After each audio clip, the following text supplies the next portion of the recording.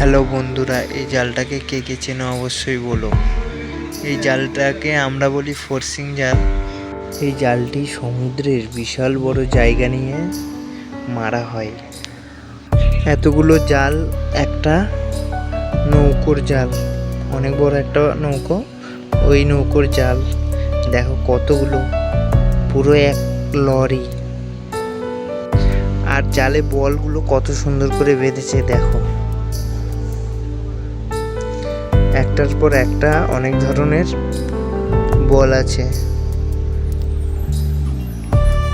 ভিডিওটি ভালো লাগলে অবশ্যই একটা লাইক, চ্যানেলটি সাবস্ক্রাইব করে দিয়ে অবশ্যই পাশে থাকুন। ভালো থাকুন, সুস্থ থাকুন।